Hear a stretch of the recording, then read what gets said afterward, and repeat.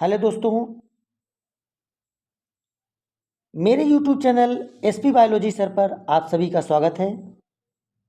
आज हम मानव के विकास का इतिहास जानेंगे।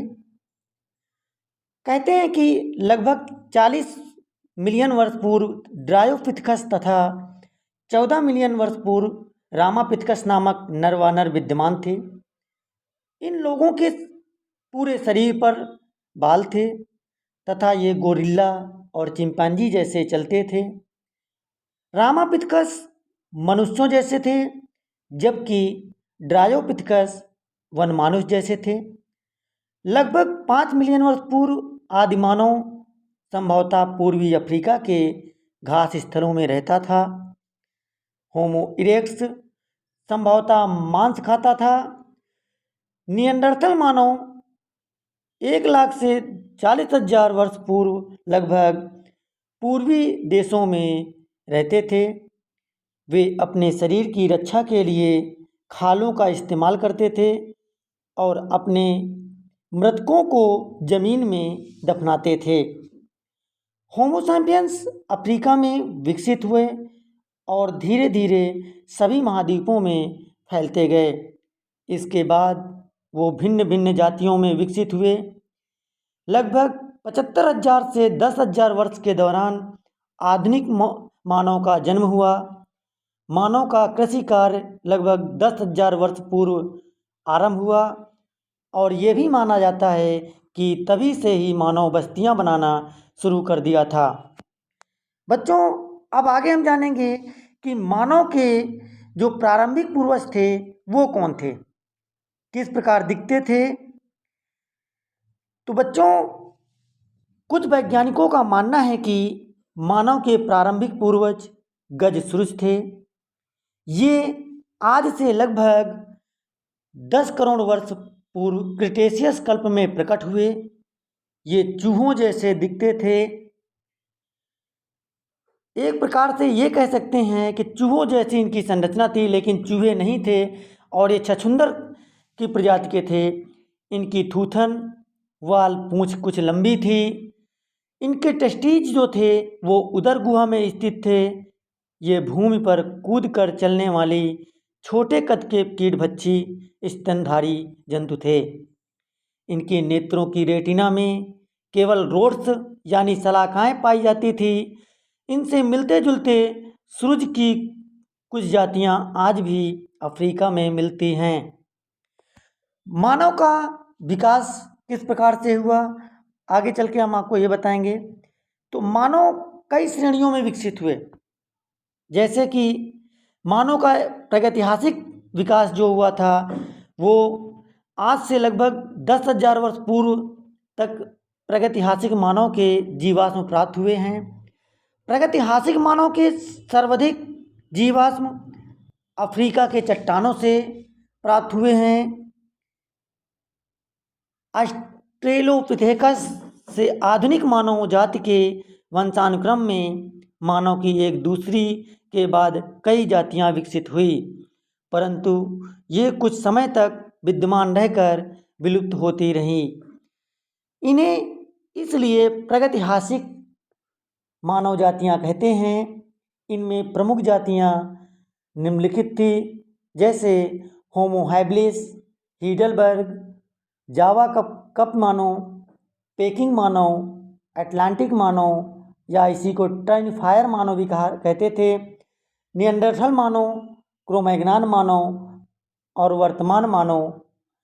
और आगे हम आपको बताएंगे बच्चों भविष्य का मानव कैसा होता है। तो आइए सबसे पहले आपको एक एक करके समझाते हैं। होमो हैबिलिस ये किस प्रकार के थे। बच्चों, होमो हैबिलिस ये एक प्रागैतिहासिक मानव जाति थी। इसकी उत्पत्ति आज से लगभग 16 से 18 लाख वर्ष पूर्व हुई थी। लीकी ने इसके जीवाश्म ओल्ड वाय से प्राप्त किए।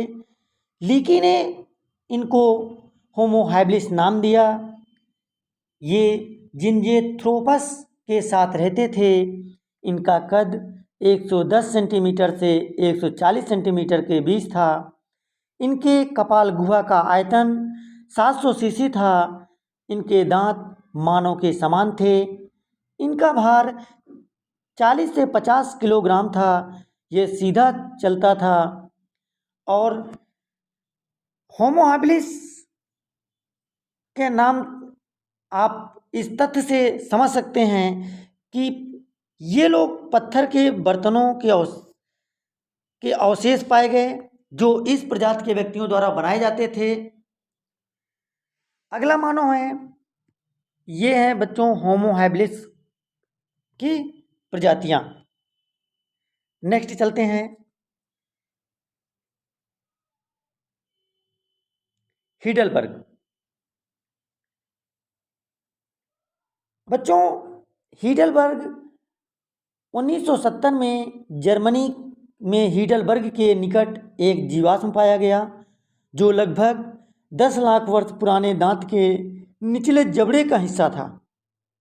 इसका जबड़ा काफ़ी बड़ा था, लेकिन इनमें लगे दांत आधुनिक मानव के समान थे। ये जाति मानव उद्विकास की प्रमुख शाखा से फूटी और कुछ समय तक विकसित होकर विलुप्त हो गई। ये आप देख सकते हैं होमो हैबिलिस के बारे में। ये जो मानव थे,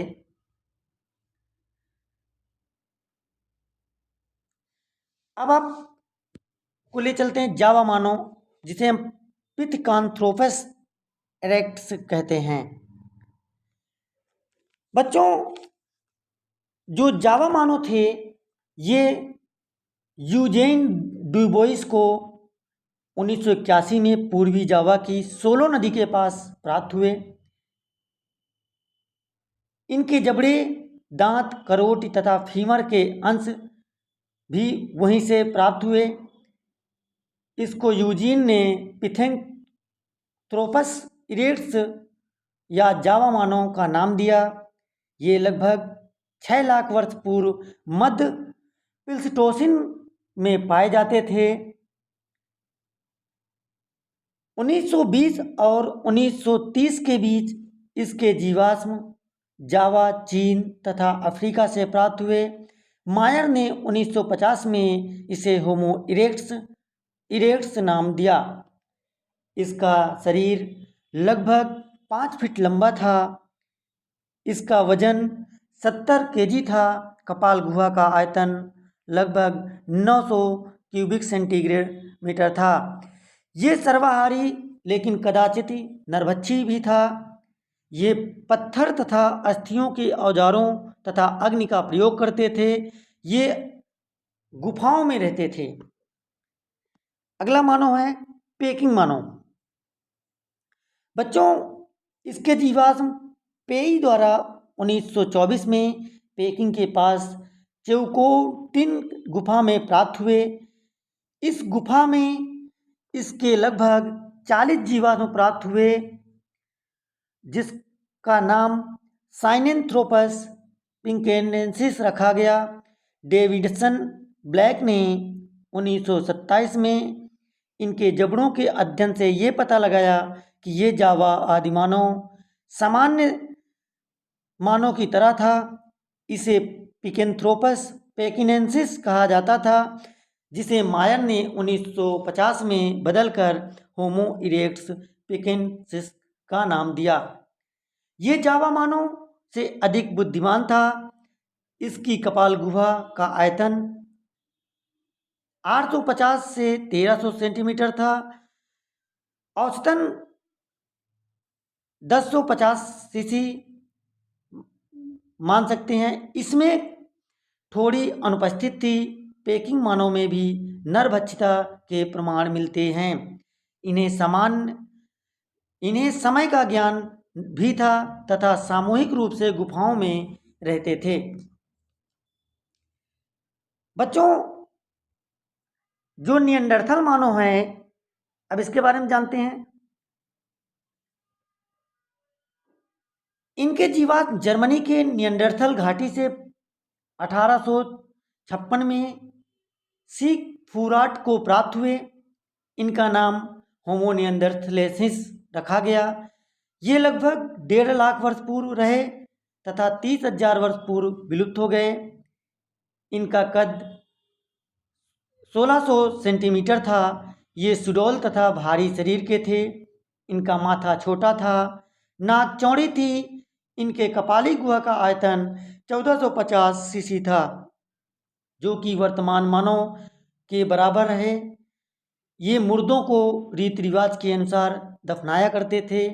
ये नरभक्षी भी थे, किंतु धर्म तथा आत्मा की अमरता पर बल देते थे।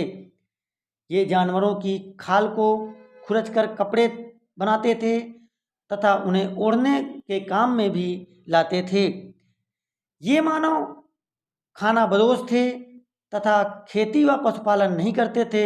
ये वर्तमान मानव के सीधे पूर्वज माने जाते हैं।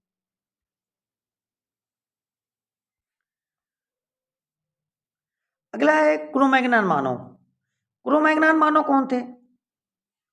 आप लोग चित्र में देख ही रहे होंगे कि क्रो-मैग्नन मानव की प्रजाति कैसी थी, किस प्रकार के थे। तो बच्चों, क्रो-मैग्नन मानव के जीवाश्म 1868 में सर्वप्रथम लुई लॉरटैट व मैक ग्रेगर को फ्रांस की क्रो-मैग्नन गुफाओं से प्राप्त हुए। इन्हें निएंडरथल मानव तथा वर्तमान मानव के बीच की कड़ी माना जाता था। इसकी उत्पत्ति लगभग 3000 वर्ष पूर्व हुई थी। ये लगभग 10,000 वर्ष पूर्व विलुप्त हो गए थे। इनकी लंबाई लगभग 6 फीट थी। चेहरा सीधा और चौड़ा था। इनके कपाली गुहा का आयतन 16 क्यूबिक था। नाक उठी हुई तथा सकरी थी। ये गुफाओं में छोटे छोटे परिवार बनाकर रहते थे और अग्नि पर खाना पकाकर खाते थे। पत्थरों पर हाथी दांतों के औजार बनाते थे। इनमें पशुपालन तथा कृषि करने के लिए गुण नहीं थे। ये वर्तमान मानव के सीधे पूर्वज माने जाते हैं। अब आइए जानते हैं वर्तमान मानव कैसे थे। होमो सैपियंस, जिसको कहते हैं होमो सैपियंस।